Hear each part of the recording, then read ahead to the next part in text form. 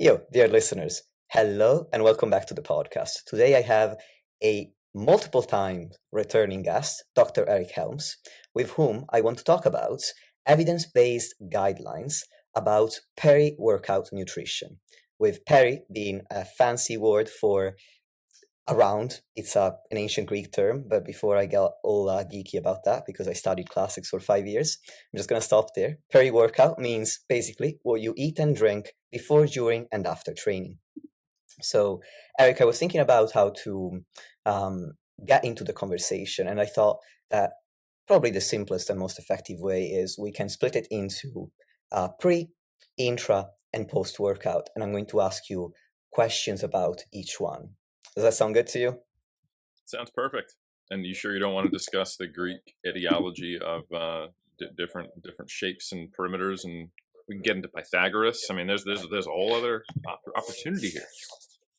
So I'm not great with geometry, but because, as I said, classics, not STEM, there is an important distinction. But if when it comes to linguistics, I am quite passionate about ancient Greek.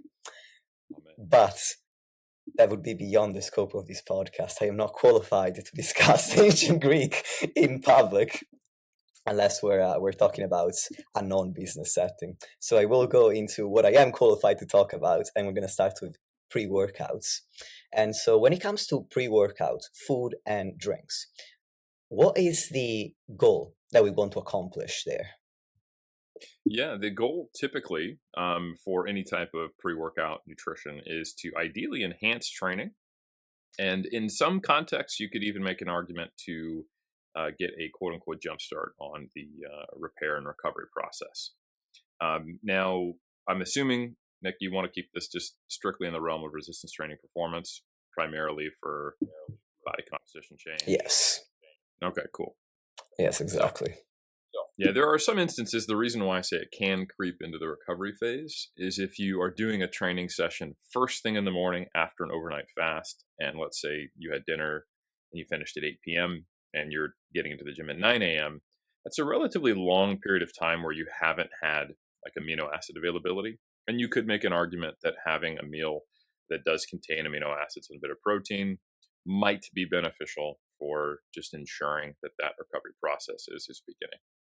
I don't make any strong claims about that, but it serves the same or the overlapping purpose of also having, say, protein after you train, right? So, but generally, outside of the context of the interaction between not only is it pre, during, or after, but also the time of day relative to your last meal, eating before training is generally done to hopefully improve performance.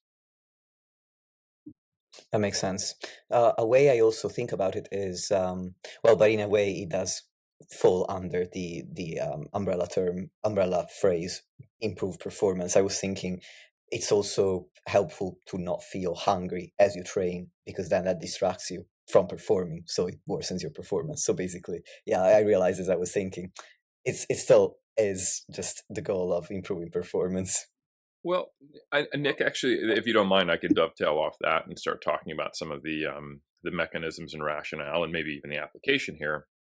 Another thing about training first thing fasted in the morning, when you look at data on performance and adaptation to training at different times of day, we see that there is an AM gap initially that you can then habituate to. So when people who train first thing in the morning, they generally don't perform quite as well in terms of strength performance, absolute loads, in some cases of volume, as when they're performing in the afternoon or evening.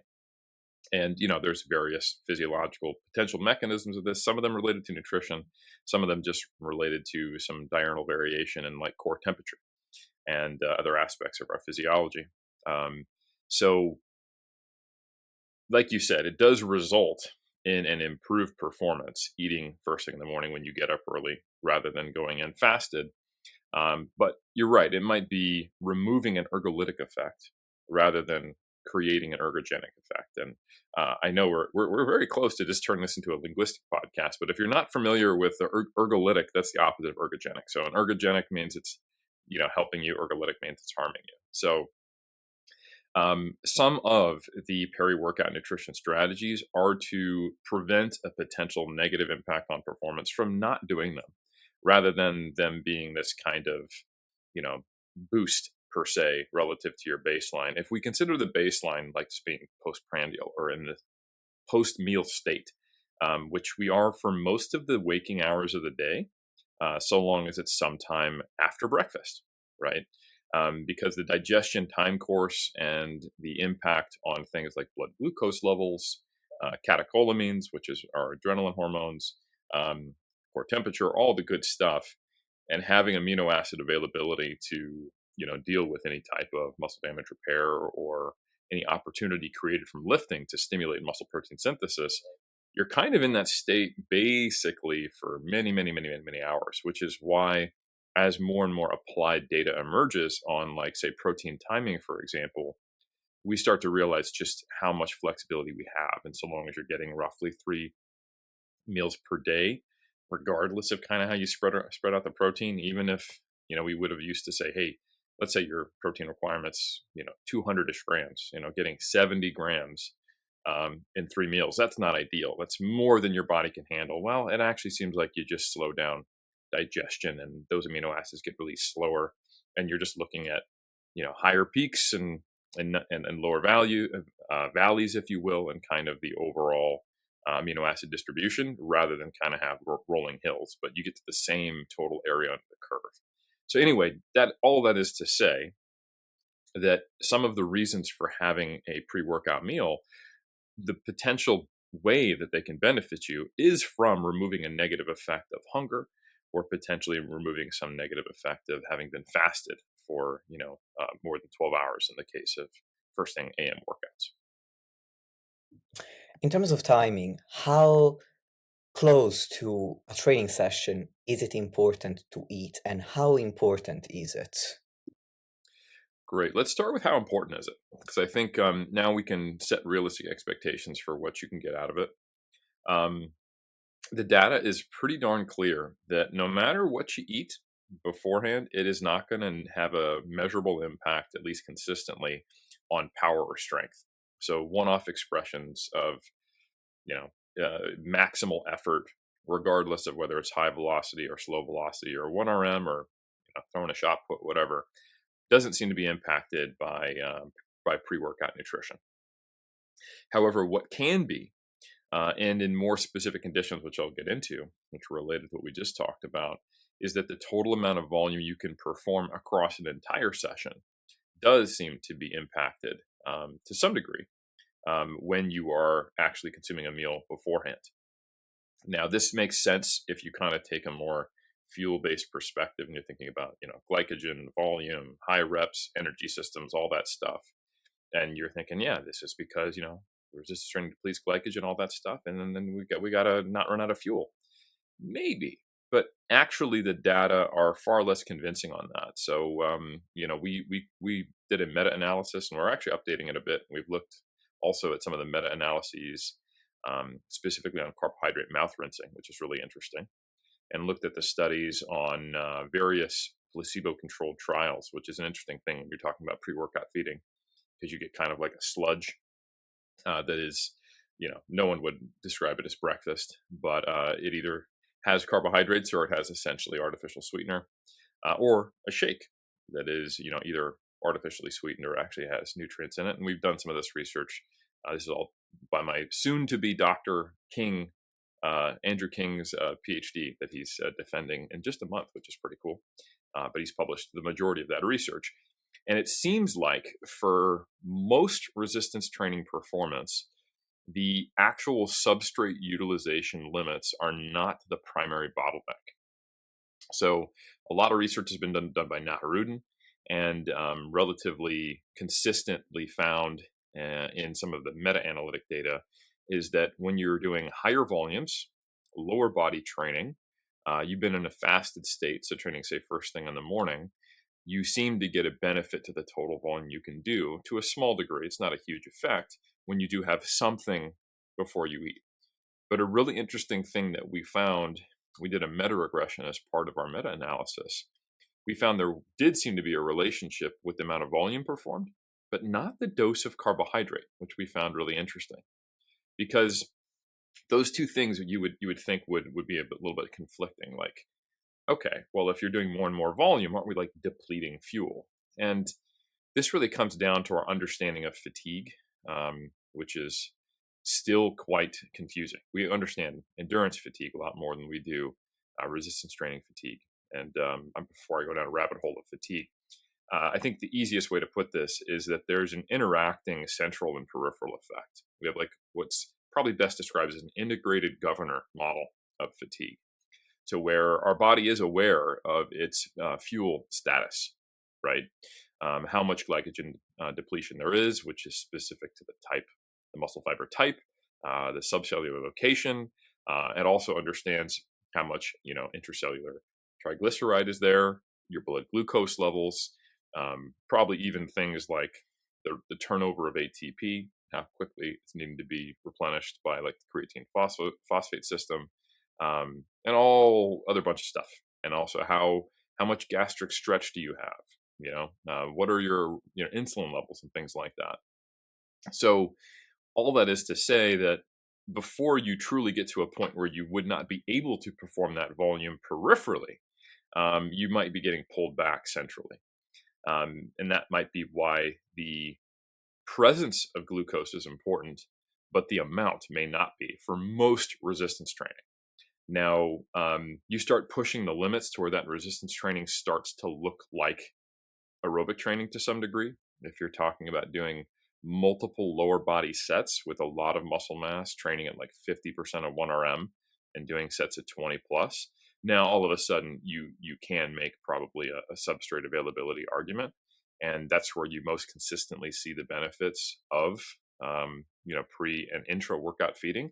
But it's also where you consistently see the benefits, and you'll think this is quite cool, Nick, of carbohydrate mouth rinsing.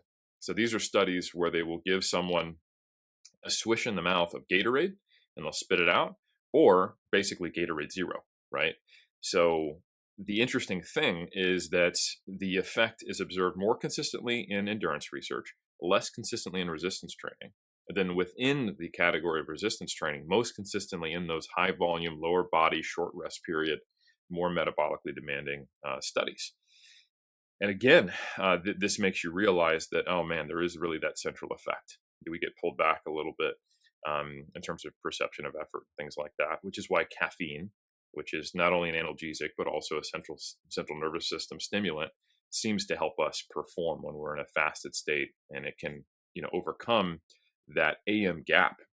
And in fact, there's at least one study I'm aware of that shows caffeine does not enhance performance in the evening, but it does in the morning. So it is kind of another thing that removes maybe that integrated governor break. So that was a really long answer, but the take home for this is what should you do is, especially if you've been fasted for more than 8 or 10 hours, if you have a high volume protocol coming up that is especially dominant by moderate to high reps and lower body training, a lot of multi-joint lifts, it's probably a good idea to have something. But what you have is not quite as crucial. There's potentially overlapping effects of feeling hungry, like you mentioned, and also just the oral sensing properties of carbohydrate. And then to some degree, maybe if you're getting into the extremes of you're in a high rep block, high volume block, and it's a leg day or a full body day, maybe thinking about, actual blood glucose availability and carbohydrate. Now, in our meta-analysis, we included pre and intra workout. So technically, it doesn't matter when you have it either, so long as it's in the workout or before the workout. It could be probably anywhere from 2 hours to during. But in the real world, we're often not doing intra workout like carbohydrate shakes when we train, and it comes very much down to individual preference.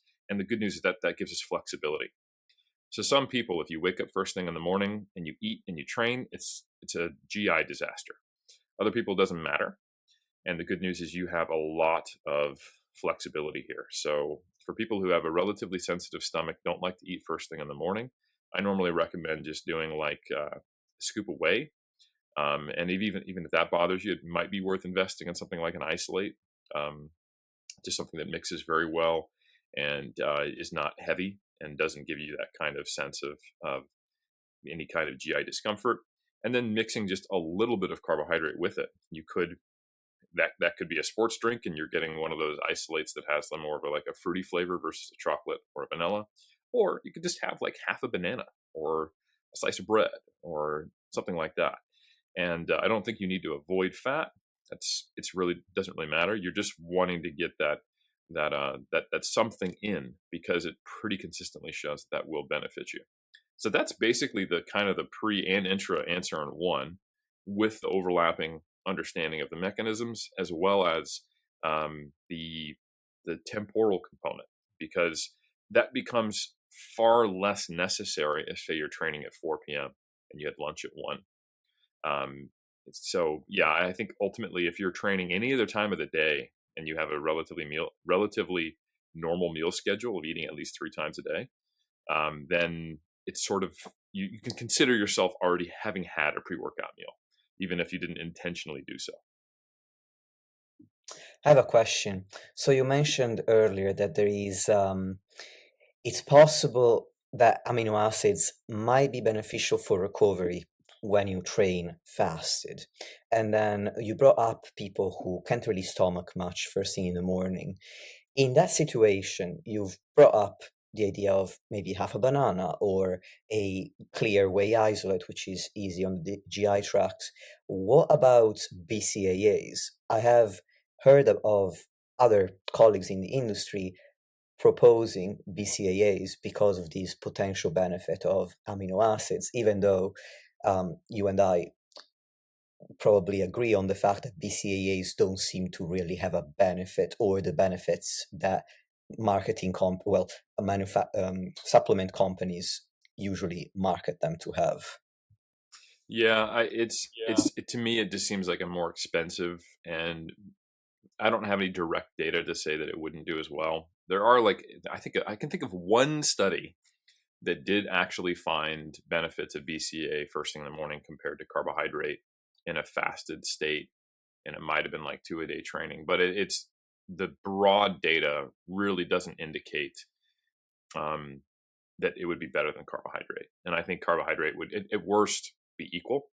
Um, Branched chain amino acids. So for those who don't know, they are 3 of the essential amino acids, and importantly, they're ones that actually get metabolized directly in muscle. They don't have to go to the liver to get converted, so they actually can be used as fuel more immediately, which is, pitched that as a benefit. But carbohydrate can also be used directly as fuel. So it's to me, it's kind of saying I could get in my car through the window, and I'm like, you could. You can also open the door, but so and then then the statement would be, well, but it's also an essential amino acid, and it kickstarts that recovery and repair process.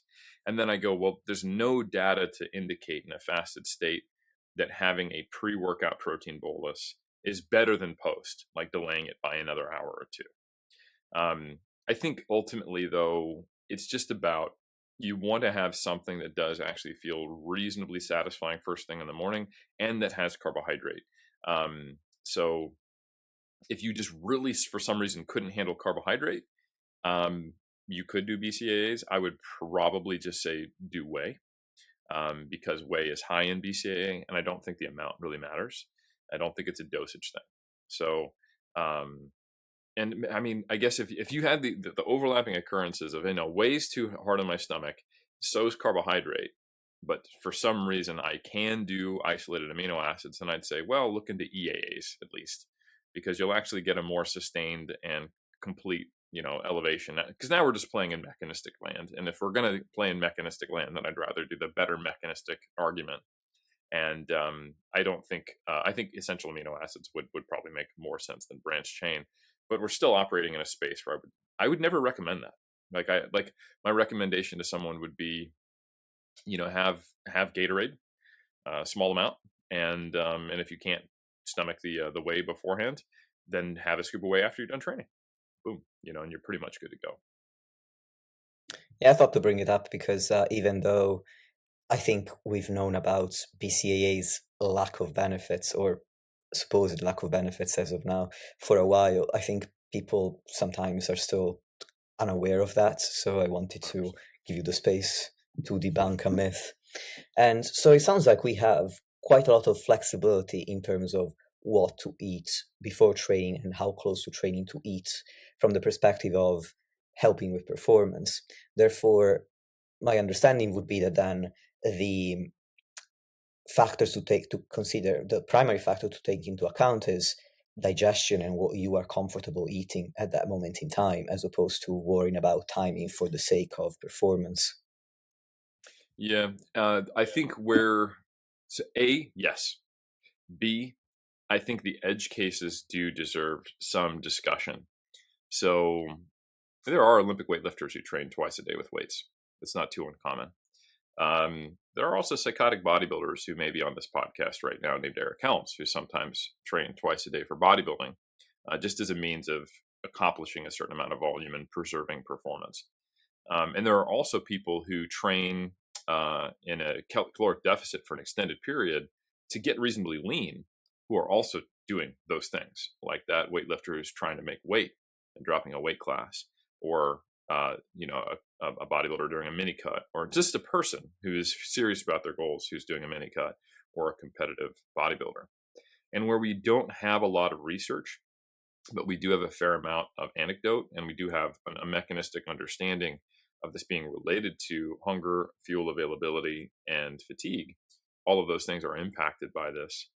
And then the two-a-day situation, the potential time course of recovery, and what muscle groups are you training in those two sessions can create time periods where you do need to start worrying about peri-workout nutrition. So if there's a day where I actually do train twice, I will very intentionally actually make sure that I get in some carbohydrate after that first session. And I try to make it something that I can, digest well, because I might be going back 4 or 5 hours later, right? So it's not uncommon for me on the weekends, once I have a little more flexibility with my schedule, to train at, 9 or 10 a.m. and then to train at 3 p.m. So that's a scenario where I have a kind of a short window, and I'm not going to take a really, really heavy meal, but I will consume a fair amount of carbohydrate that is easily digested and not super high in fiber after that first workout, because I'm going to go back. And I'm sometimes actually doing more volume for the same muscle group. I'm just splitting it up, right? So I think that's worth considering. And a really common anecdote, if you have been a contest prep coach, is that when athletes can preserve their meal that they use as their pre-workout meals in their training, they tend to also preserve performance through prep better. And this makes sense because you're essentially operating in this state of mild glycogen depletion to more noticeable levels of glycogen depletion throughout training. And another way to kind of indirectly show that this anecdote could be a legit thing is when you look at some of the not peri-workout nutrition data, but the intermittent energy restriction data. So there's a great sub-analysis of the diet break research that Dr. Pios did as part of his PhD, which I was an advisor on, where we looked at the week of the diet break in lean athletes training in a deficit. And for that week, they actually saw better lower body volume performance and resistance training while they were in a energy maintenance state compared to when they were not on a diet break. So this tells you that being in a prolonged deficit, trying to get lean, there is this temporary condition of where you may be experiencing mild ergolytic effects that can be recovered by being in an energy surplus, or rather out of an energy deficit, I should say. So whether that exists on a hourly or daily time schedule or weekly, this study can't tell you that. We just know that during the week of the diet break, their performance was better in that regard. But I think that does tell you something's going on here, and until we have direct head-to-head data on this, I can't be super confident. But that, plus the anecdotes, plus the understanding of mechanistically what's happening, I think it makes a lot of sense to try to prioritize your pre-workout feeding when you are in a dieted state, especially if it's been for a while, especially if you're restricting carbohydrate, and especially if you're going from a relatively modest to a relatively low body fat percentage, because that results in even more reliance on glycogen, as you cannot rely on adipose tissue quite as much, and you'll see substrate utilization changes towards more amino acid and more glucose utilization the leaner and leaner you get. Yeah, that makes sense. Thank you for clarifying those aspects as well. I'm also thinking about what you said earlier, where you mentioned that you would generally recommend have something satisfying and prioritize carbohydrates. So shifting the conversation towards macronutrient composition, are there other considerations you would have around the three macronutrients, but also fiber, and potentially whether to choose faster digesting or slower digesting carbohydrates, which that you haven't already mentioned, of course. Yeah, I think I wouldn't even necessarily say prioritize carbohydrate. I would say include, because that sometimes when people hear prioritize, they think I gotta have a bowl of pasta or like a big thing of rice. But I mean, even just having a piece of fruit. If we look at the meta regression that we did on carbohydrate dose, it went all the way from like 15 to 100 plus grams. If you look at the studies that were included, intra and pre. So, and it just there was no real like pattern to that data. So it was surprising, and maybe with more data and we could do sub analyses specifically looking at like, hey, if people are all doing high rep lower body or full body days, is there a relationship? We'll see something different, but we didn't even get a hint at that in the data. So I would say the main things are to really try to cater to your individual GI tolerance. And some people don't really know what that is. So, for some general guidelines, I would probably keep your fiber under 10 grams for the pre workout meal. If you think about, the average healthy diet is somewhere around 30 grams of fiber per day. That means you don't want to have a third of your fiber intake in this meal. Probably want to shift it to some of the other meals throughout the day. Um, while fiber does help with feeling satiated, it also tends to slow gastric emptying, creates more of a feeling of expansion in your gut. The type of fiber does matter, like obviously eating some vegetables that are not necessarily ones that have a lot of aspects to them which produce gas feels different to say having oatmeal and things that expand and have soluble fiber as we used to categorize it. So, and like broccoli, something that tends to produce bloating and gas, probably not something you'd want to have, right? But some amount of fiber, primarily insoluble, totally fine. So grains, absolutely don't worry about it. Some vegetables being included, that's also totally fine. But you probably wouldn't want to have like a bowl of oats, right? Or, you know, if you had like a bunch of apples, which actually have a soluble fiber component, that might like I'm gonna have 3 apples before I train. Like I don't know that anyone ever has 3 apples, but there are some scenarios where this could matter. But as a general guideline, single digit amount of fiber, and then I would probably say not a huge proportion of your fat either, to also avoid slowing gastric emptying too much. So instead of getting absolute gram amounts here, because you get much broader ranges of fat intake. Some people like high fat or low fat diets, and if you're a 50-kilo woman or a 100-kilo man, you could see some very different, um, total energy intakes and therefore fat intake. So I would say I would probably have no more than say like 20 to 25% of your fat in that meal as well, of what you'd consume throughout the day. And then just have the presence of carbohydrate and protein. So I think protein you can just generally distribute across your meals. But think about what doesn't feel heavy in my stomach, but what also gives me some degree of satisfaction, at least for an hour or two. And then the main thing, I think, is about timing. So if you're working out first thing in the morning, you don't really have an option. You get up, eat, and then you go train, right? And in those cases, I think that's where you want to err on the side of less being more and having something in your stomach. A really common anecdote of people who really, really enjoyed and got a benefit from kind of your traditional um, 8-hour intermittent fasting, quote unquote, or time restricted feeding protocol, like the version 1.0 from Martin Birkin that was popularized, was I noticed this, they were following at the time what were thought to be the best approach to peri-workout nutrition, but they were working out first thing in the morning because of their schedule, and they were going to have like 1,000-calorie meal, like they have a big old carbohydrate and protein dominant breakfast, and you're often like bodybuilding type food. So you get someone who has like a banana, peanut butter, oats, and skim milk blended into a shake with 2 scoops of whey. They drink that, and then 30 minutes they're in the gym. That doesn't go well for most people. You need to have quite the iron stomach to do that quickly, right? But that's a perfectly fine thing to do after your training, right? If you want to just, if you don't want to think about it, you want to get about your day, typical intermittent fasting kind of scenario. And all you would have to do would be like have half a scoop of whey and half that banana and nothing else. And you'd be good to go. Or like I mentioned, you could even just have like half a Gatorade and some water and then get into the gym. As long as you didn't feel hungry, I think you'd probably be okay. And then have that shake afterwards.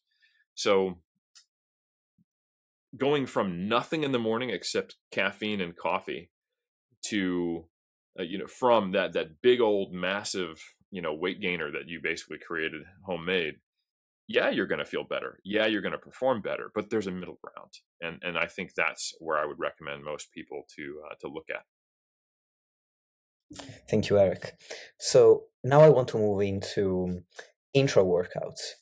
And I'm wondering, under which circumstances would you recommend an intra workout meal or snack, if or shake, if ever? Yeah, this would be folks who are really interested in resistance training performance, but it's a component to what they do. So now we're talking about someone who might be training for a quote unquote functional fitness, your CrossFit, maybe High Rocks, strongman type training, or just someone who's like, let's say, a team sport athlete, or is combining cardiorespiratory agility, power, plyometrics with resistance training. And you're looking at a session that is getting over 2 hours long, and is relying on multiple energy systems. Here's where it wouldn't be a bad idea to just bring some Gatorade with you. So basically, we're just talking about having some intra workout carbohydrate, and you would have that maybe 30 minutes in, and maybe another 30 minutes in, and the aim would be to get somewhere between the range of like 10 to 20 grams in those moments. You don't have to drink the whole thing, but it's just getting that in, getting blood glucose and some sensing happening. That oral sensing really does seem to make a difference. This is actually something that I do recommend when people are dieting as well, and they find that they're struggling to maintain focus, performance, and energy levels in their workout. Is you can do this and then just spit it out. Like if you don't want to have 30 grams of carbohydrate, especially if you're a smaller person with a low energy budget in your training, well, the good news is, like I mentioned, that carbohydrate mouth rinsing data is not as good as the actual consuming of the carbohydrate data, but it is something, and it's there, especially for those longer workouts. So for like energy restriction, this is an opportunity where you could just swish for about 5 seconds and spit it out, and you can do that, say, every 20 minutes during a workout. And worst case, a little bit of placebo ain't gonna hurt, but there are some data to indicate that it does do something in placebo-controlled trials. So that's the only time that I would really emphasize that is extended workouts or energy restriction. I have a question. So you mentioned carbohydrate rinsing. Mm. I'm wondering, we both know that when people say that artificial sweeteners can trick your body into thinking that you're getting glucose, but you're not. And so that's why you crave glucose by drinking that. That's not true. But I'm wondering, could artificial sweeteners have a similar effect to mouth rinsing with carbohydrates and then spitting it out? Unfortunately, not, because that is actually what the placebo condition uses. So there are several trials where they've actually compared, like sucrose, so sugar, to sucralose, effectively comparing a like Gatorade Zero to Gatorade, and you actually get a better effect more consistently from the Gatorade. There are theories as to what's going on here and what is actually going on, and one of them was, hey, when someone has taste something sweet, there is some degree of an endorphin release, and I think there's some functional MRI studies where you see like the certain part of the brain related to reward sensitivity light up. But what is not happening is that the actual carbohydrate sensing mechanisms that exist in the mouth, GLUT receptors, they're not getting activated by the artificial sweetener.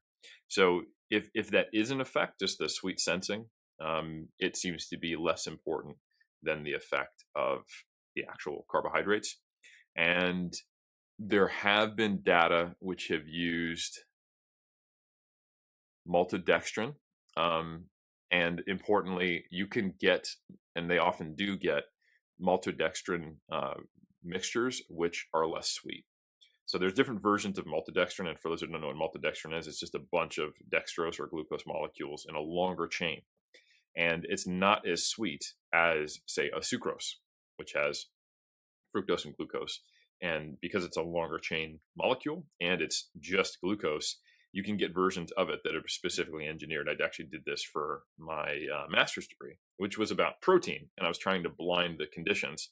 One had 80 grams of protein in a shake and 20 grams of protein, and the other, 80 grams of carbohydrate, 20 grams of protein, and the other group had the opposite.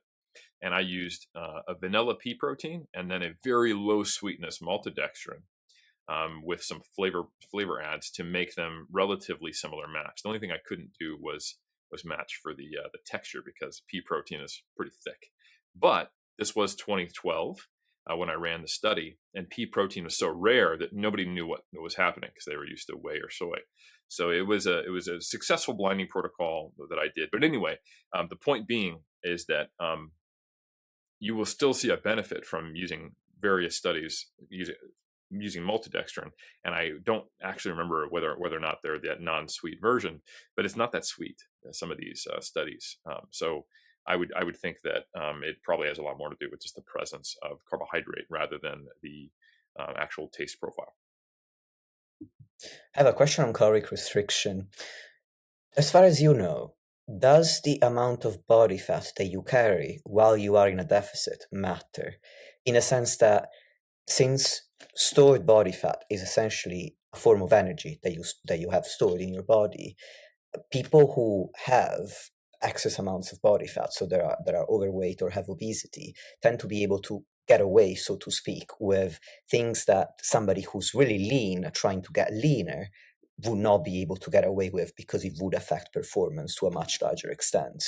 So do you think that when it comes to having an intro workout, if you carry more body fat, then the not choosing not to have it to save calories for a meals before and after uh, would have less of a negative effect than if you were leaner? Maybe. And that's the best I can do for you, Nick, because this is something that obviously we haven't had comparative trials that look at. Hey, we have one group, and like the difference between them is body is adiposity, right? But when we look at mechanistic trials, we do see sometimes 2 to 3-fold differences in how much glucose and amino acids are used for fuel in people who are very lean compared to those who are with obesity. And you would think it probably scales. So if I was to communicate this to a client or someone who's like a lay person not familiar with the literature, I would make sure they didn't think that, oh, because I have more body fat on me, that I can use that during training, so I don't need a shake. Because that's not exactly what's happening. You're not going to see massive differences in substrate utilization during exercise, but rather at rest, in a fasted state, or in response to meals. You'll see these shifts because our body's survival is the priority. So if you're someone with adiposity, a high degree of it, fair amount of body fat, and you do a sprint, you're still going to use the phosphocreatine primarily and then shift to glycolysis, just like you would if you were lean. But what does differ is just the signaling. So at rest, you're going to see that if you were just like chuck them in a metabolic chamber and do some assessments of like RER and things like that, you will see a change there. So that the leaner the person is, the more they were going to rely on carbohydrate and protein effectively, which is part of the reason why it probably makes more sense to have a higher protein intake when someone is leaner. And we've got some data to support that mechanistic research. So I would say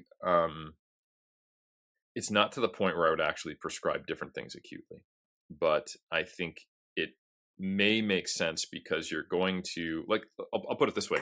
If someone lost 10 kilograms and had been in a deficit for the same amount of time, but one of them got to, say, 25% body fat as a male and the other person got to 8% body fat as a male, they might be experiencing differing degrees of glycogen depletion and hunger that may mean that person who is leaner would benefit from peri-workout nutrition. but it doesn't necessarily mean the game is totally changed for people higher in adiposity. And that's a subtle distinction that's kind of hard to explain to people. And I think the messaging is important, because if someone has more body fat and they're interested in losing it, and they're thinking, oh, I don't want to eat around my training and I don't need to because I want to rely on my body fat, then they would start to have misconceptions about the importance of burning fat in their workout. So that's kind of why I gave you a more fleshed out answer there, because that is a misconception that can be inadvertently given, and I have seen it, and it used to be, commonly believed, or even a myth, if you think about like the fat burning zone on the treadmill, etc. Yeah, that makes perfect sense. Thank you for clarifying that. So, in terms of food choices, you've mentioned maltodextrin, mentioned Gatorades.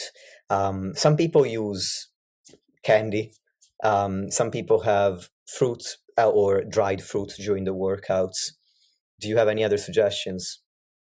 It probably doesn't matter. I would say, I'm totally fine if someone actually wants to have candy or dried fruit, or like a whole something that they eat in the middle of the workout, if so long as it doesn't bother them at all. I know some people who eating before training is a big gamble. Other people, just does not matter. I've watched powerlifters walking in to do heavy sets of 5 with like a burger and fries, and I mean, they, just because you can do it doesn't mean it results in the best performance either. But some people, that's just off the table completely. So ultimately, I do think this just needs to be something that people monitor. But if you're not someone who has a lot of body awareness or experience, I would generally just recommend like a liquid carbohydrate, like a sports drink. It's the easiest way to go. And yeah, just count the overall macros into your total diet if you're tracking, if you will. But I think sometimes people think of it as like, they don't think about it at all. It's just kind of like your creamer in your coffee. So just be aware, if you just, this is really kind of on the outside edges of potential performance, having intra workout. And I think most people don't need it, especially if they've eaten any time in 3-4 hours beforehand. So for the people who would be doing it, your Olympic weightlifter who's weight class restricted, or your very serious body composition goals with hopefully tracking energy to some degree, so you can make sure you're doing that well, it does make sense to experiment with it, count it, and if you feel like it's too much of a loss to your overall caloric intake, then try the mouth rinsing. And you can't mouth, I mean, you could try to mouth rinse with like strawberries, but I wouldn't recommend it. It'd be kind of gross. Like, yeah, so. Some people might give you the side eye too, thinking, "Do you need to speak to a professional about this eating disorder you have?" Yeah, I guess you're not actually making yourself throw up, but you are just chewing food and spitting it out. That's weird. Yeah. I honestly, I've heard of and seen of things like that in my decades as a bodybuilding coach. So yeah. Yeah. Well, moving on. So, actually, I did have a thought. You mentioned that the two circumstances under which you'd recommend an intra workout would be 2+ hours of training using multiple energy systems, and also it occurred to me high volume style training, and then caloric restriction. And so when you were talking about caloric restriction, I thought you didn't really mention if you had a time frame for the workout in mind, like you said, 2+ hours of training. I was wondering if you think that an intra workout would be beneficial even if somebody were working out for less than 2 hours. So, for example, the typical average person who enjoys lifting but isn't a competitive bodybuilder might train for 45 minutes to 90 minutes. I'm wondering if you think that an intra workout would help in the context of caloric restriction. And also, then my mind went to this other thought, which was, it might not only matter how long the workout is, it might also make a difference how much volume you perform. Because, for example, I have some clients who respond really well to low volume. I literally have one that comes to mind, who, if I give her more than 1 or 2 sets per exercise and more than 4 or 5 exercises, she's like, I'm out of here. So they were talking 12 sets per session. Mm-hmm. And she trains for like 45 minutes or so. I can do 30 sets in an hour because I just have that ability, and I know that you're similar as well. So in her case, I'm wondering, well, if she trains for that amount of time, maybe she doesn't need an intra workout. Whereas if I'm doing these 30 sets in an hour, maybe I do need one. So I'm wondering what you think of that in terms of duration and amount of volume within the session. I think it should always be viewed as different potential contributing factors, right? So, time spent in a deficit, size of the deficit, time of day training, and total amount of volume done, and not just session length, but probably more just the total volume done, because you can have a higher energy, you can have a higher density of output where you just the lower rest to work ratios, right? um, you know, Getting 30 sets done in 45 minutes it's, you don't really stop moving, right?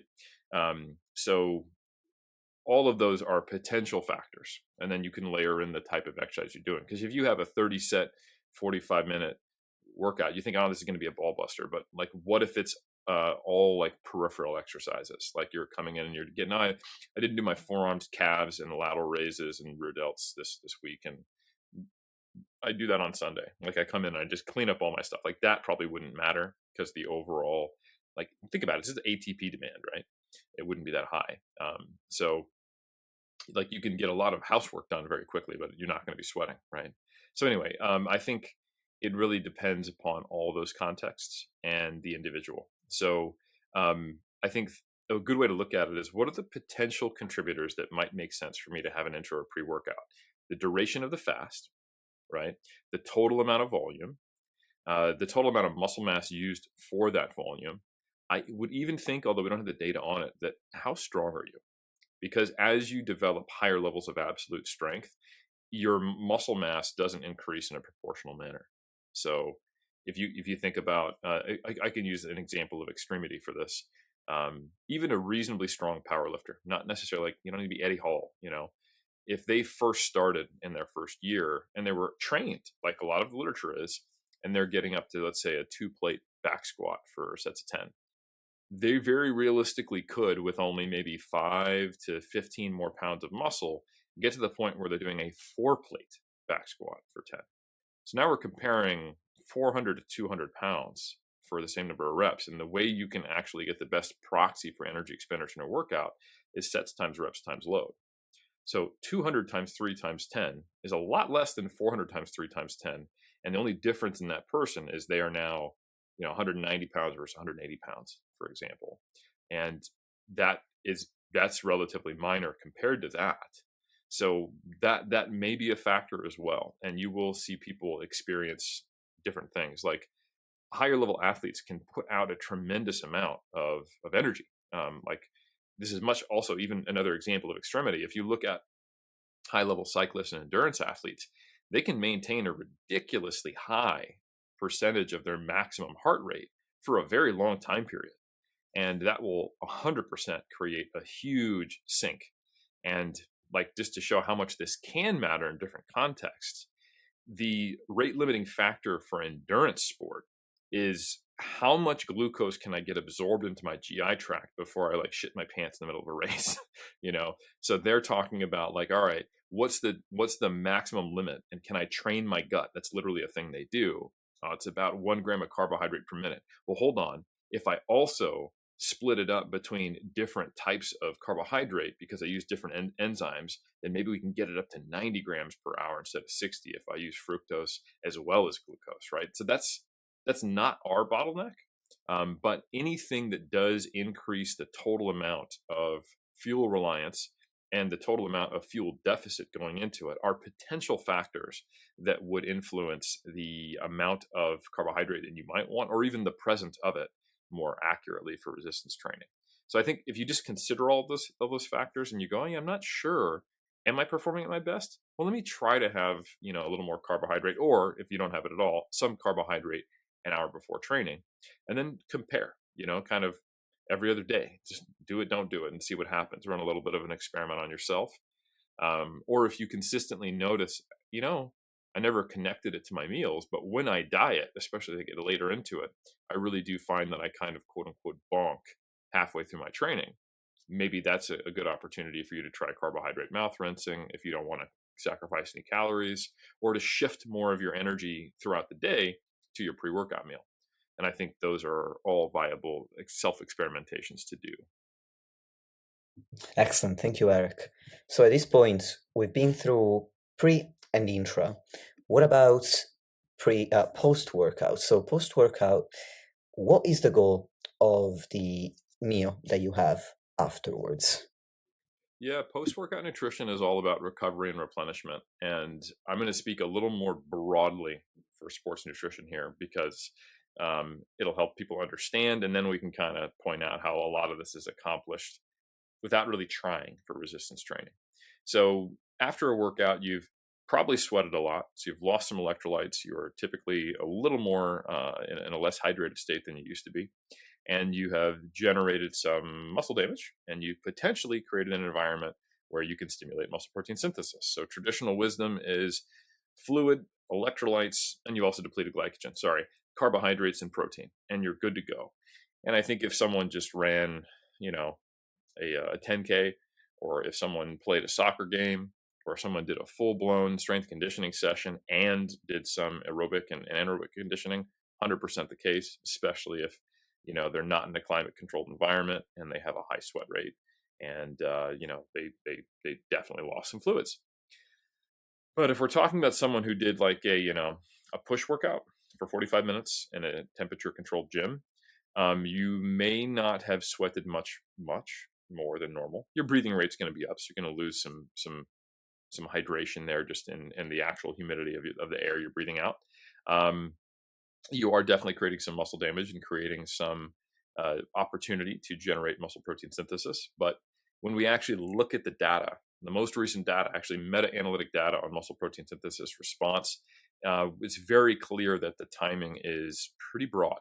You got a barn door, not a peri-workout window, as has been said. So within sometimes as long as 48 hours, we see intake of protein resulting in increased MPS that's really not that different if you did it in 48 minutes after training.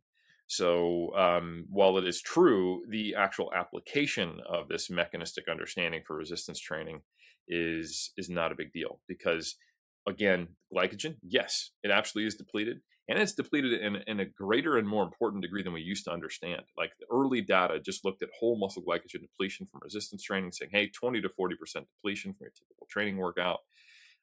We've done some research as part of Andrew King's thesis, where we pushed it way harder, and we were able to get up into the 50-60% range in some individuals. We have a case series that's coming out, and that's actually unprecedented. But still, like if you have 2 leg workouts a week, like most people do, maybe 3, it just doesn't matter, because unless you're in a glycogen depleted state, which we talked about, you are going to, from just a regular diet, independent of timing, get to the point where those muscle groups have recovered their glycogen by the next day, or at worst 2 days later. So unless you're doing back-to-back training days of the same muscle group, which some people do, and not just splitting that volume up so that you're not getting much glycogen depletion in the first one, because then it kind of, like it's 6 of one, half dozen the other. Like if you're doing 10 plus sets for a given muscle group and then doing it again the next day, sure, now you've got a reason to think about maybe doing a post-workout, carbohydrate emphasized meal. But it's just so rare when we're talking about bodybuilding goals that it doesn't really make sense. The interesting thing, though, is the glycogen depletion. It's not just the total amount that matters, but when we do heavy resistance training or resistance training to failure, we do see selective, much larger degrees of glycogen depletion, specifically in those type 2 fibers, and specifically in their contractile component, is probably the best way to simply describe it. So there is targeted glycogen depletion, so that if someone did try to do like heavy sets of 10 to 15 bench press, near to failure, multiple sets, like 10 plus sets, multiple days in a row, I would think that this is where you would get less of a drop in performances if we were to have carbohydrate post-workout. And that's what endurance athletes do, right? They're doing the same cycling workout or a different cycling workout 5 to 7 days a week, sometimes daily, and for high amounts of volume. And that's why they do benefit from those post-workout meals. But the application of resistance training is so minor. So then the focus was, okay, well, let's focus on protein. Again, it seems that there's just such a broad window for when you can do it. And we have not seen emphasizing in equated total daily protein intake conditions a benefit from post-workout feeding in aggregate. So long as you're hitting an appropriate total daily dose and you're dividing that across 3 meals, the only thing I would recommend is just making sure that your workout happens between or before one of those meals. And then you've effectively accomplished any theoretical benefits of post-workout protein feeding. And I can't even think of many scenarios where I would, emphasize more than that. It's just hit your total daily protein intake and don't have a workout like right before bed and then just go to sleep and intentionally not, have any protein for 12 hours, so. I've heard an argument made by a dietitian around the timing of your post-workout meal, whereby they said that straight after working out, you're in a fight or flight state, so there could be a benefit to waiting until you're in a more rest and digest state. So rather than eating immediately after a training session, maybe wait 20 to 30 minutes before eating something. What do you think of that? Yeah, I think it is speculative, and I would argue that it's directly contradicted by. I mean, that's not. I'd say it's almost directly contradicted by some of the comparisons. So the data that really does directly get at the heart of this question is when you give someone a post-workout protein and or carbohydrate shake, which has been done, and they do it immediately or they delay it by several hours and do it later in the day. So I haven't seen a comparison of immediate versus 30 minutes later, but I would be very surprised if it had any impact, given that you get the same theoretical benefits of waiting 4 or 5 hours later, and there's no argument to have it. Like it's not there's no argument to say, hey, having it immediately would be the best if we didn't have this fight or flight. So then before we have it as soon as we can after fight or flight.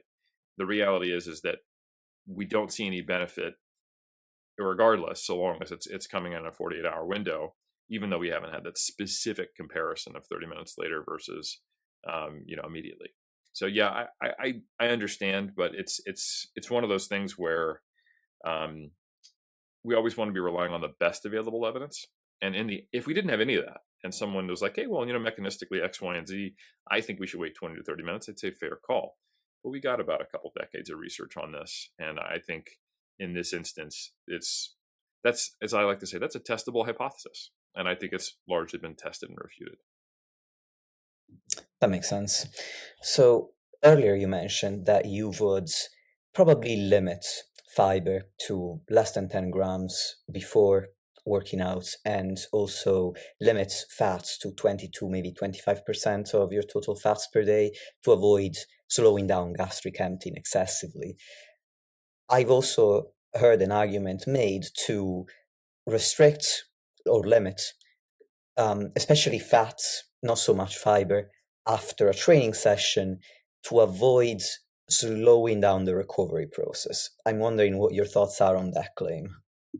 Yeah, for the same reason that it doesn't seem to matter whether you have the post-workout meal anytime within 2 days. That you have to really slow down your digestive tract to cause an issue that would controvert that. So, yeah, anything that comes down to faster is better in the post-workout meal, especially for the protein component of that recovery, I think we can effectively say it probably doesn't matter in the context of a sufficient protein intake.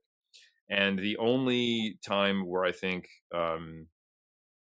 speed does matter is when you do have someone training twice a day, which we did provide some legitimate times that could happen with people who do resistance training.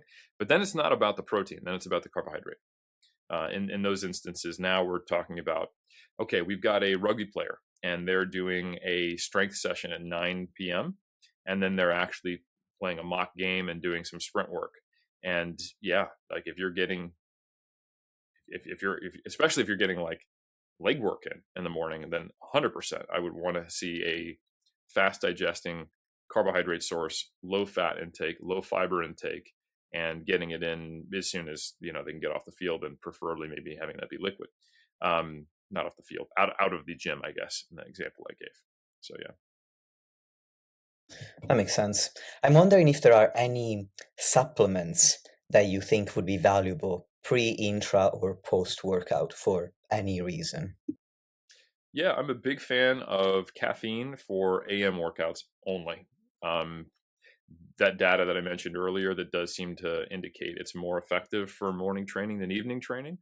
And combined with the fact that I think people underestimate the potential impact caffeine can have on not just the ability to fall asleep, but actually sleep architecture and quality, because some people can fall asleep because when they're habituated to caffeine, but it still does seem to have a negative impact on sleep in some manner. There was a pretty cool meta regression in several studies that have been done now that would indicate they compared like the impact of like a tea, a pretty strong coffee, or a pre-workout. I think the average amount of the meta regression was like 50-ish milligrams, 100-ish milligrams, and like 250-ish, maybe 230-ish milligrams of caffeine. And the only time that you could take on average, that 230 milligram one with it actually being fully out of your system to the point where it'd be low enough not to impact your sleep was like 8 a.m. with the typical sleep time. And then the coffee, a full blown 100 milligrams, was noon. So I generally tell people don't consume caffeine in the afternoon. So if you work out in the afternoon, it's probably not worth the benefit because there may not be a benefit based upon that the limited data we have looking at caffeine's influence on performance in morning versus evening.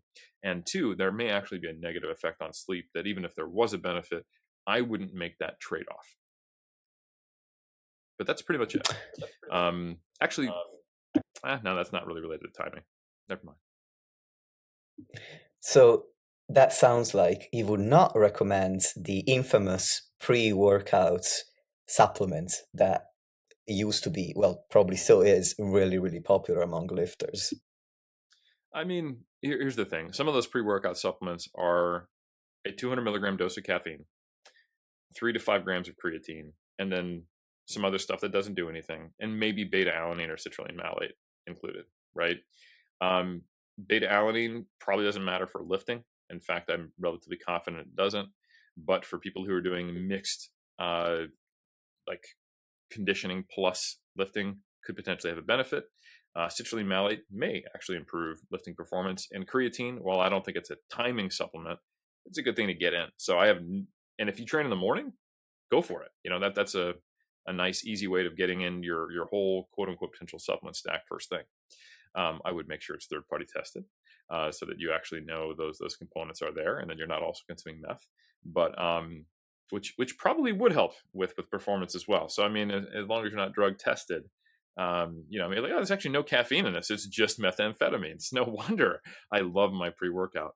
No, but in all seriousness, I think it depends upon what's in it. Like, not all pre workouts are created equal. If it's something where it's a 350 milligram dose, which is becoming more and more common, and you weigh 70 kilograms, then I'm going, yo, like, chill out. That's 5 milligrams per kg. That probably will be more than needed to benefit performance. That is what we use in research. But at the same time, I think the main thing you want from your caffeine is to just remove that morning deficit, because some people are more caffeine sensitive. That can be a little bit too much, even though it might improve strength performance. And let's say it does improve strength performance, great. If you had 5 milligrams per kg, like a 350 milligram dose at 70 kilograms of body weight, that's okay. But then I don't want you to have any caffeine for the rest of the day, or you're extending that curve out to the point where it impacts your sleep. And it would need to be like 7 a.m. with a 10 p.m. bedtime for me to be confident that it would not impact your negative sleep, because it's a huge dose. So the typical recommendation used to be 3 to 6 milligrams per kilogram of body weight. So you're suggesting probably not that high even. Yeah, I mean, you can do it. It just needs to. It's that, because that is what, if we look at acute studies, like if we want to reliably improve performance, that 4 to 6 and maybe arguably even 5 to 6 milligrams per kg dose is what's going to reliably improve power and strength. But that those studies are not long-term studies that look at the impact on sleep and the net effect on all the things we might care about as lifters, right? So The acute benefit to strength, I don't think is potentially going to be as beneficial for, say, hypertrophy as any potential negative impact could detract from it on sleep. So for me, I'd rather err on the side of like 4 to 5 milligrams per kilogram, and then only if you're first thing in the morning, and then only if you don't consume caffeine the rest of the day. But realistically, what a lot of people do, even if they train in the morning, is they have their pre-workout. And if that is 5 milligrams per kilogram, like in the example I gave, which is not unreasonable, that's a pretty normal body weight, and that's an increasingly common dose in a pre-workout. They might have a caffeine. That's a caffeine. What's wrong with me? They might have a coffee later in the day, or a Monster, or some tea, or something else. So like most people consume like 80 to 120 milligrams of caffeine just in their diet. So if you're already getting 300 to 350 milligrams from a pre-workout dose, now we're looking at someone into the 500 milligram range. And it's very difficult to time that in any way if you weigh, 150 pounds to not impact your sleep. So I guess you can go to bed at 1 a.m., but then you've impacted your sleep. So Yeah, that's true. So the way what I'm hearing is that the lowest effective dose of caffeine would be ideal. And I was also thinking that there is you get habituated. There is a habituating effect to caffeine, to where the same dose will not have the same positive effect over time. So I'm going to put this idea to you, Eric. that one's tough because Mm, caffeine, we're not sure of the specific main mechanism by which caffeine improves lifting performance. There's a mild analgesic effect of caffeine. There's a central nervous system stimulant effect of caffeine. There's a change in substrate metabolism with caffeine. And there's also a potential impact on calcium handling and contractility in the muscle. So, and this has been shown in some interestingly elegant mechanistic studies where you can look at just the muscle in different states. So, and like electrically evoked contractions. So, the habituation does not necessarily apply to all those factors, and probably not so much as the peripheral factors. And it's difficult to disentangle which one of those is most important for lifting performance. And here's a really, really challenging, this is going to turn into a caffeine podcast. Here's a really, really challenging thing, is that caffeine is so commonly and ubiquitously used by people that when we do a study that is like double-blind, placebo controlled, even when you tell people like, hey, don't have caffeine coming into the study, even if you include like a lead-in period, it's very difficult to ensure that your participants didn't just that day not have caffeine. And now we don't know whether the caffeine group is benefiting from a reversal of withdrawal, or not benefiting, but they're just not in a state of withdrawal. And the caffeine placebo group is actually seeing a lower performance because they're in withdrawal. So this goes back to that ergolytic versus ergogenic. You could make a case, and I would have a very tough time refuting it, that perhaps most of the caffeine literature is showing that when you're in a state of caffeine withdrawal, you don't perform as well as when you're not in a state of caffeine withdrawal. And we're dealing with essentially a population of addicts, right? So until we start doing research in like Utah and recruiting a bunch of Mormons to where we are knowing this for sure, which is not a bad idea. And there are some good sports science universities in Utah, and we kind of do all these things. I'm not like super confident that caffeine has a negative when you get habituated to it, but B, I don't even know if it's actually not just that other potential factor of us looking at withdrawal symptoms. So like that's a whole other rabbit hole that we could go down. And if you want to talk caffeine, I'd say you want to bring the other Eric on, because he's thought deeply and written about this. Like I know my stuff, but I think the biggest thing I'd be concerned about is just that the ergogenic benefits of caffeine occur at a dose that potentially impacts sleep. Basically meaning that if you're not training in an AM state, I wouldn't even mess with it, and then if you do decide to use caffeine, to find that kind of least likelihood of harm and best likelihood of a benefit, what you want to do is focus on the lowest dose of caffeine you need to not feel tired and to go into your session feeling relatively baseline.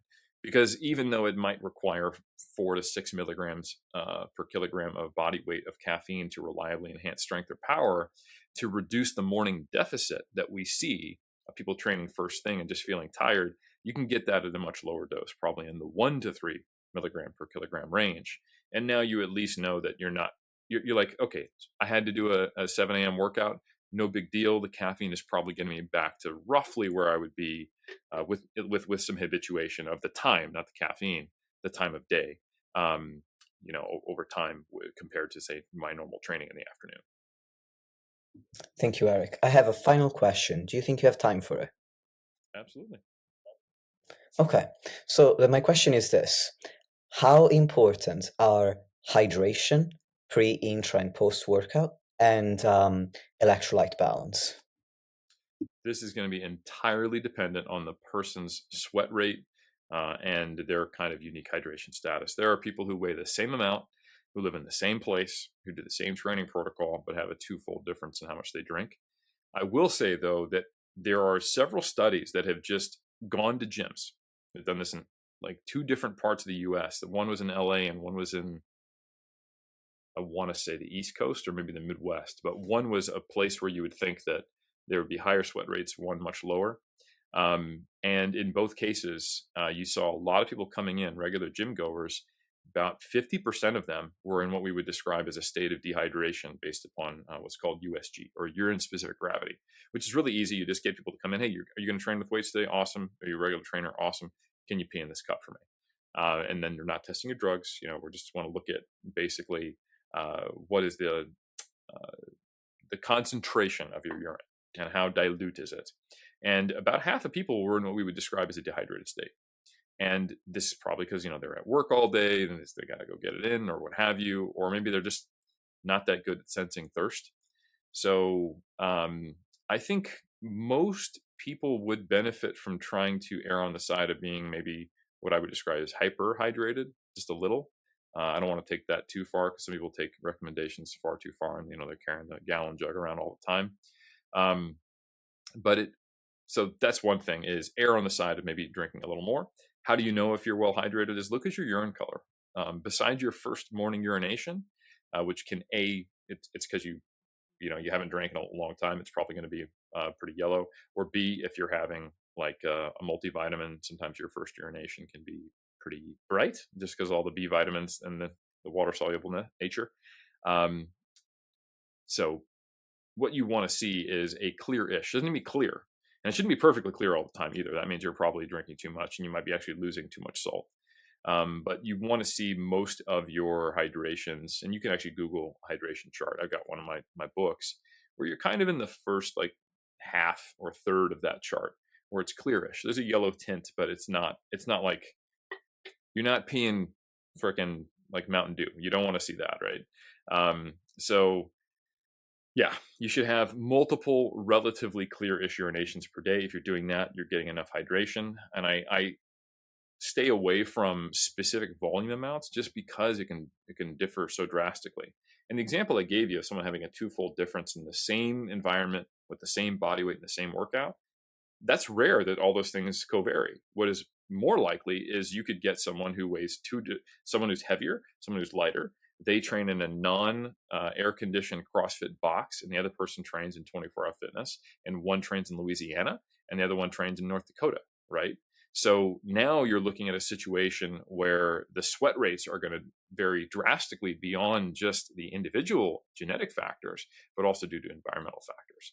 So for all of those reasons, I think it is important to go into the session making sure that you can pee relatively clear, and then also to get back to that state post-workout. And the more and more you do type of conditioning work or high, as you described, density of your work to rest ratios, the more important and likely that becomes as breathing rates higher, sweat rates higher. That makes sense. Would you ever make a case for electrolytes for lifters? Or I've heard the suggestion in the past that for some reason, I remember the reason. The claim was to get a pump during training.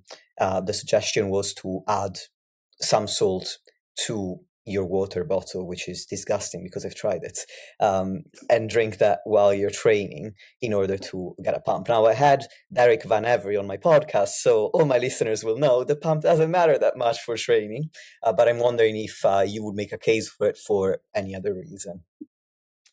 Training in the heat would be the only other reason I would say it. Any time you think you might be sweating a lot, I think it's a good thing to do. Sometimes, and this is a pretty edge case, people who are on a diet get very hungry, and when they can't eat, what they do is drink more, and they typically won't drink more water. They'll drink more diet soda, and then if they heard what I just said, they might switch from like Pepsi Max to like Sprite Zero, so they're not taking in a bunch of caffeine, which is actually a really good idea and very common that people inadvertently consume a lot of caffeine through diet soda.